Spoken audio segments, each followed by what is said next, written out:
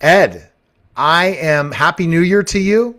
And Happy New now Year. we have to start thinking about 2026 taxes, not Oh, 2025, which we're all going to be filing in April and or extending to May. We're going to focus our attention on 2026 taxes, which means they'll be due April of 2027. Is that they'll be correct, due Ed? April 15th of 2027, or you can extend them all the way to October of 2027. That sounds like it's a long way away, but it is not. It is not. And the choices that you start making now in January of 2026 can have a profound impact on the size of the check that you write to the IRS next year. I'm just fooling with you because the IRS doesn't accept checks anymore. That's a new thing as of October 1st of last year. You must wire the money. You must send it in online. They don't take a paper check anymore. Oh, wow. I didn't even know that. That's interesting. Yeah. So 2026 planning starts not with taxes, but it starts with your goals. It starts with what you want to accomplish. Remember, my job is not to help people pay less tax. My job is to help people reach their financial goals with a minimum of interference from tax. So I try and pull taxes out of the challenge of saving for retirement or leaving a charitable legacy or growing your business or running a successful trading account. Whatever it is that you do, my job is to help you do it more tax efficiently. So it starts with whatever your financial goals are for the year, whatever your financial New Year's resolutions are. I know everybody says they're going to lose weight, they join a gym, and they start trying to cancel their gym membership sometime in February, and they give up trying to cancel the gym membership when ice cream season rolls around in the spring. So good for them. But the financial goals, and they can be, people have different goals. Some people, they're small, discrete goals. Like I was going to say balance my checkbook every month. Nobody balances a checkbook anymore. I'm going to be better with my accounting. I'm not going to let my receipts pile up for 4 months before I give them to my bookkeeper to sort out. So they're the low level tactical choices you can make. But what I'm really interested in are the strategic choices. Is your business doing well? Great. Do you want to coast? That's fine for some people in some businesses. Do you want to grow your business? Do you want to add a new business? Do you want to add a new kind of investment? Do you want to buy real estate for the first time? Do you want to buy crypto for the first Mhm. time? Crypto has not gotten a lot of respect from the mainstream Wall Street environment, but Wall Street banks are now starting to recommend that their clients keep maybe 2 to 4% of their portfolio in crypto. That's going to be huge. That's going to be huge. uh, President Trump has proposed allowing 401k owners to invest their 401k assets in private equity. If we see people moving money into private equity, that's going to mean they're moving out of public equity, and stock prices overall will fall. So we've got a lot going on, and the process, the decision making process starts with what are your overall financial goals. That's easier than diving into taxes, I think, because nobody wants to dive into the details of taxes. They think the details are just too horrible. So the broader financial goals are more important. Are you going to be selling something big this year? If you have rental properties, are you going to sell any of your properties? Are you getting ready to retire and sell your business? If you work for a startup company and you have restricted stock units, is there any chance that those are going to be paid out?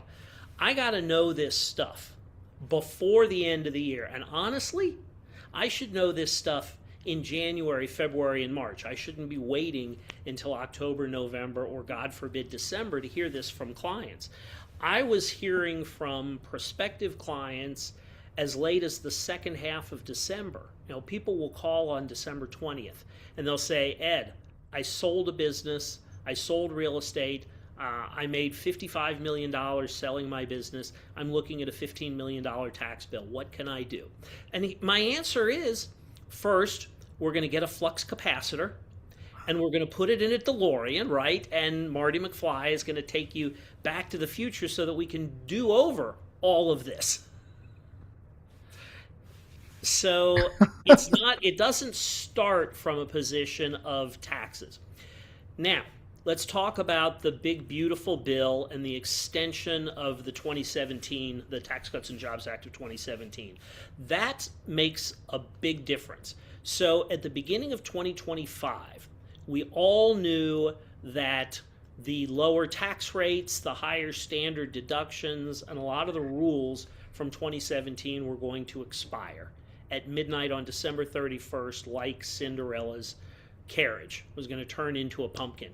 And a lot of people in the tax business looked at how close the margin was in the House and the Senate. The Republicans with just the barest majority in both houses. And we expected it was going to be a long, bruising fight that probably wouldn't wind up until the very end of the year. The Tax Cuts and Jobs Act itself didn't pass until December 12th. Well, I was personally expecting late December. I expected that Congress would go at some point into early 2026 without fixing things. And that would have meant we're all scrambling with no time.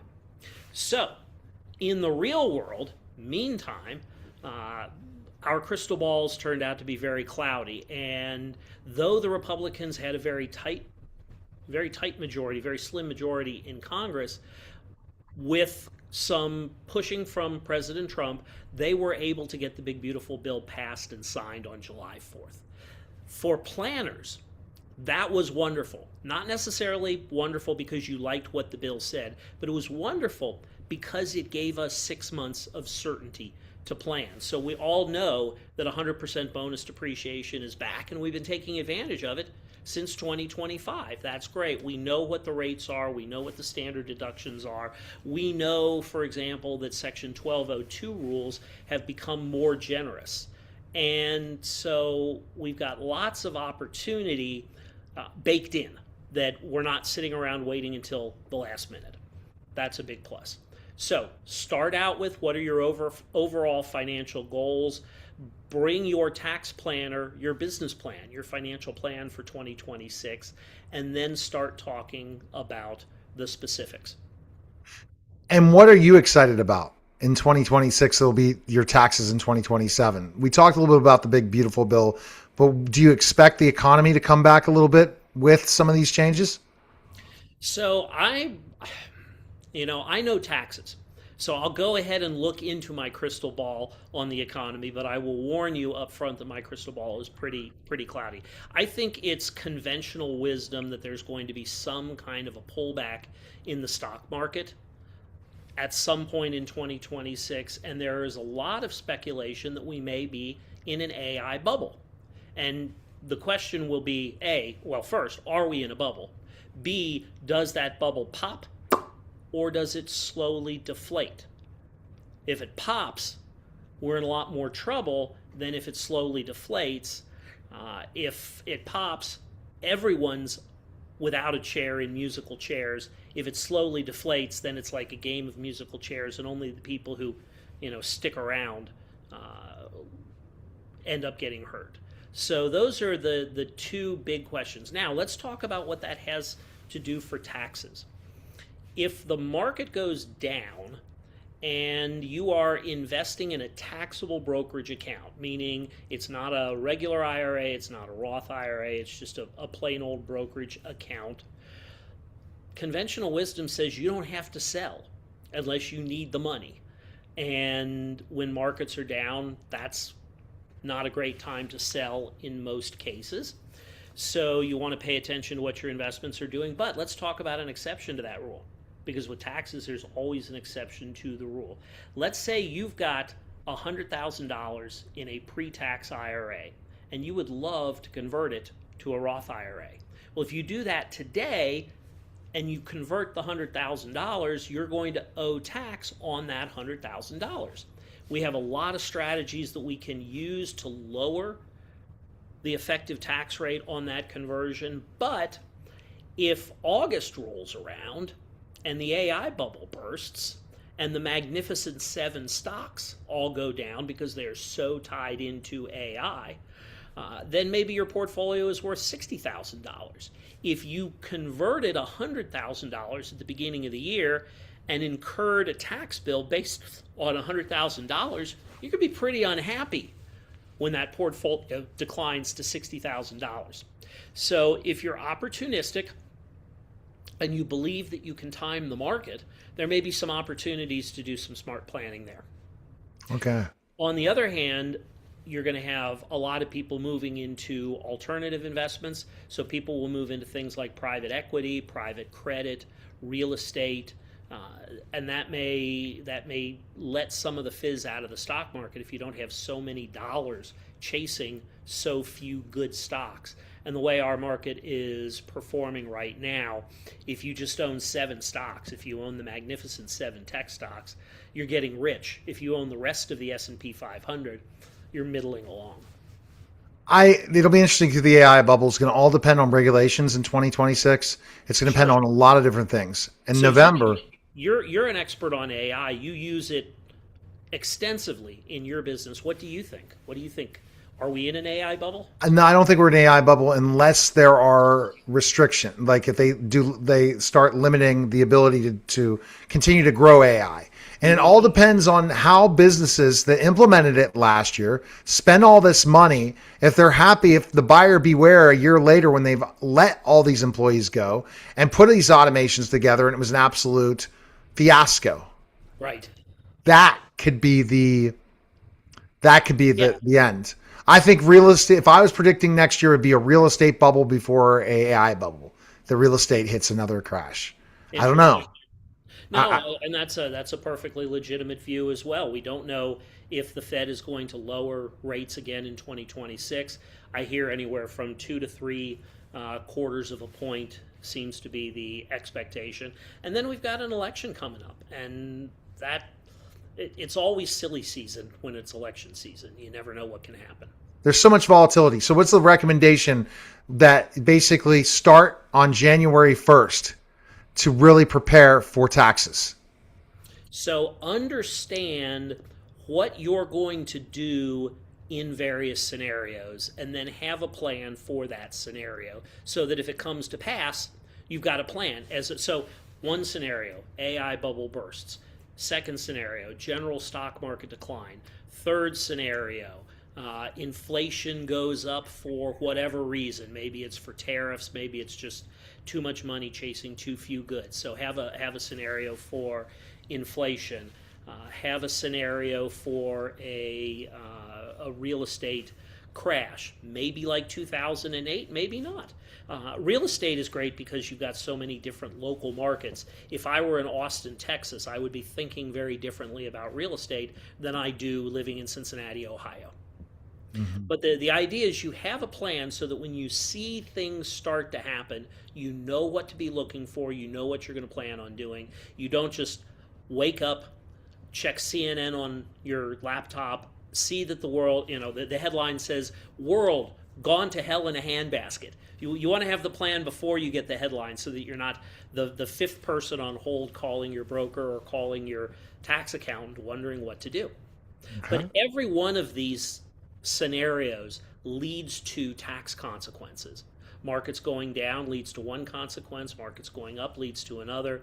Interest rates going down leads to one set of consequences. Interest rates going up leads to another set of consequences. And there's that comet, 3-Eye Atlas. We don't know. Is it a comet or is it space aliens? That could change everything. All right. Last advice for starting 2026. What would you say for taxes? What should people do? I would say be optimistic. There are 2 types of people in the world, right? So there are abundance mindset people and there are scarcity mindset people. I am an abundance mindset person. I personally believe that the world is an ocean of money, and you can go to it with a teaspoon or you can go to it with a bucket. And if you're going to go to it with a bucket, understand that you're going to have to pay some of your bucket in taxes. That's fine. It will be a lot more than if you're paying part of your teaspoon in taxes, but really just think ahead and have a plan, and that's the most important advice I can give to anyone. I do a lot of hour-long tax presentations before live audiences or on Zoom, and I usually say at the beginning of my presentation that my goal is to change the way you think about taxes. And that's what I've done here at the Lyons Share for as long as we've been hosting this podcast, is I want people to change the way they think about taxes. And for those of you listening in early 2026, the change is don't wait until the fourth quarter to start thinking about taxes. Exactly. Okay. All right. Thanks again, Ed. Appreciate it. Like and subscribe to the podcast and check out Ed Lyon everywhere that he's available. Appreciate it, sir. Thanks so much. All right.